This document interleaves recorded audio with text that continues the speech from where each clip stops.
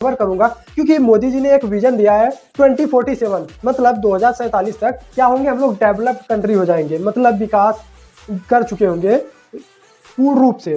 तो बात करते हैं कि हम लोग विकास कर लेंगे तो किस तरीके से उस विकास के रास्ते पे चल रहे हैं। अब देखिए, चाहे विकास हो या ग्रोथ हो या भी कोई बच्चा कैसे कौन से रास्ता चूज करेगा, ये डिपेंड करता है उसका फैमिली बैकग्राउंड और उसको कौन सी प्रकार की शिक्षा दी जा रही है।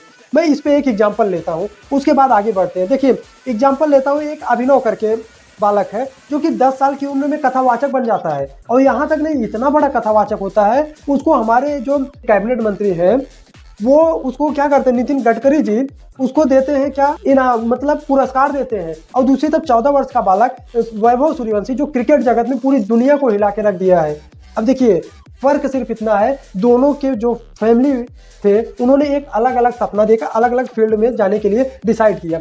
लेकिन आज स्थिति क्या आ गई है कि 5 साल का बच्चा कथावाचक हो जाता है, और 8 साल का बच्चा, 10 साल का बच्चा, 15 साल का बच्चा, वहीं पे एक बच्चा अगर क्वेश्चन करता है, अश्मित गौतम नाम का था जो कि इंस्टाग्राम वगैरह पे अपनी बातों को रखता था, वो बस इसलिए उस पर एफआईआर तक की नौबत आ जाती। खैर वो जो 18 साल से कम था, नाबालिग था, इसलिए उस पर एफआईआर कोई नहीं हुई। इस चीज़ की मैंने भी न्यूज़ सोर्सेज से ही लिया है, तो इसकी पुष्टि मैं नहीं कर सकता, क्योंकि मैं कोई ऑथेंटिक खुद से देखा नहीं हूँ, तो इसलिए मैं इसकी पुष्टि नहीं करूँगा। देखिए, उस पर एफआईआर तक की नौबत आ जाती है, पता है क्यों? क्योंकि उसने क्वेश्चन पूछा, उसको उठाया जाता है उस पर।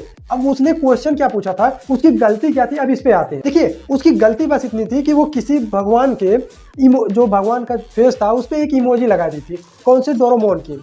अब देखिए, कहते हैं कि अगर बालक है तो वो अगर बालक है तो उसकी लाखों गलतियां माफ होती है।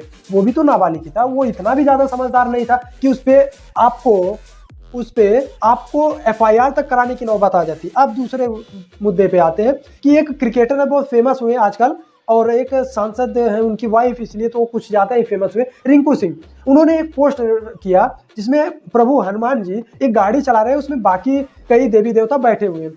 उन्होंने पोस्ट रीपोस्ट किया था, इस वजह से उनके ऊपर क्या हो जाता है, एफआईआर हो जाता है। अब देखिए, वहीं पे non biological person in the whole world, हमारे प्रिय मोदी जी, हमारे देश के प्रधानमंत्री, ये हनुमान जी को उड़ा देते हैं, पतंग में हनुमान जी को उड़ा देते हैं। अब सोचिए, वो 14 साल का बालक जो कि खुद अभी एडल्ट नहीं हुआ, अगर हमारा